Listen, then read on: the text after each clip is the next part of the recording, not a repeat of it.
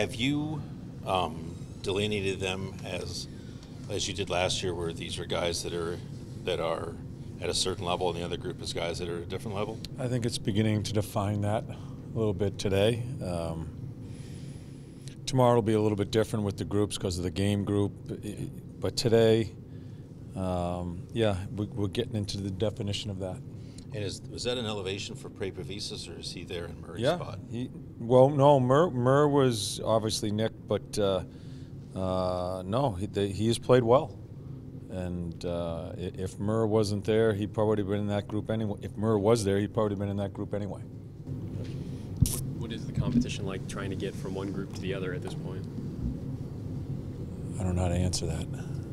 Is it? You said it started to delineate, like how close is Group 1 to Group 2? Oh, I don't know. I don't know what to. I'm just not sure how to answer it. There has to be a Group 1, Group 2, and to measure it, it's hard to do. We're going to play the exhibition games, and I think that's what's going to define whether people jump from one group to the other. I guess that's the best way to put it. What games will Panarin get in, or will he be in some games? Oh, I haven't even thought of that. No, he won't be in this weekend. Did he go through like his conditioning, skating tests, and all that stuff? He's okay. Before? Yeah, he already did that. He did that. Yes. Yeah.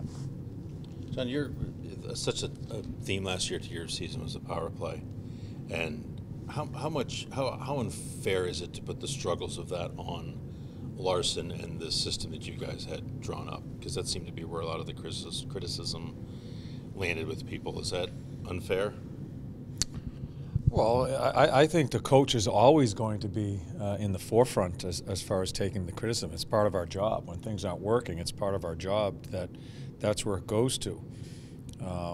I think I have a coaching staff that is accountable. If they think they have struggled in certain meetings or how they're going about it, I think they're accountable. And I'm sure Lars, we all do go through situations like that as a coach.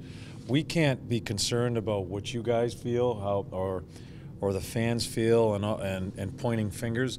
We're just trying to fix things as we go through, and that's where I'm really happy with the coaching staff on the power play in Lars. Is it was as low as it possibly could be early in that year, but then where it went to, and I thought he stayed with it. I thought more importantly the players stayed with it.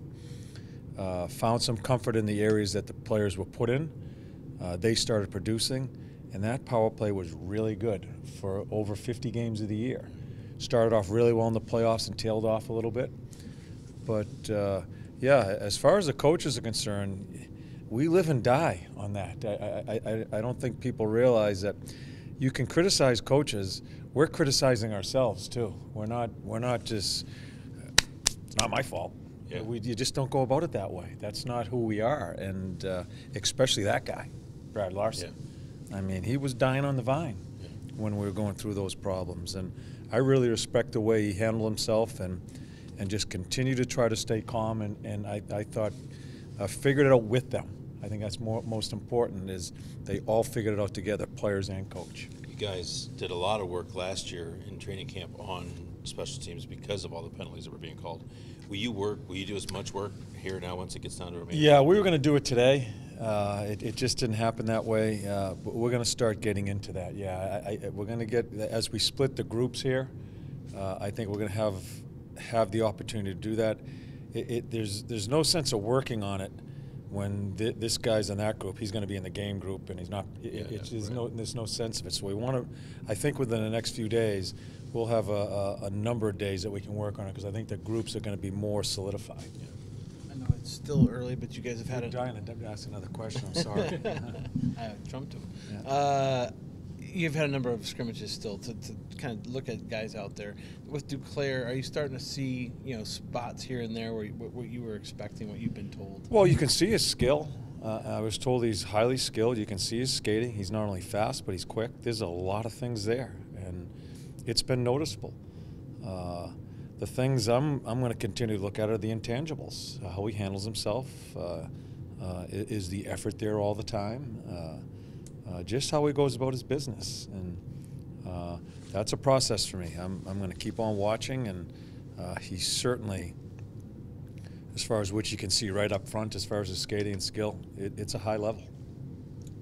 With Dubois, when you have a player that has a breakout rookie year like he did, what do you see as far as a challenge of building on that? And when there's a book out on you, and when teams you're drawing top lines now, how do you see, what's the challenge in this league of building on that in a second year? It's a great question, because I think sometimes players, when they have that year, no one expected that from Luke. We don't get in if it's, as I've said many times, if Luke doesn't play the way at center ice. I think the most important thing for the player is to just make sure he continues to go about his business trying to get better and better, his practice habits, everything about it. Because I think sometimes that second year and as things start getting going, it's not like you're saying, I've got this figured out, but there's a little bit of that goes on with the players in where you got to stay on top of yourself to keep yourself ready and keep on trying to improve. I think that's an important thing for young players in this league, to continue to try to get better. And same thing with Luke. And I expect it. I think he understands that. His dad's a coach. I think he probably hears that from his dad. So he still has a lot of room to keep on getting better as a player. Who will be behind the bench this weekend for the games? Will you be coaching?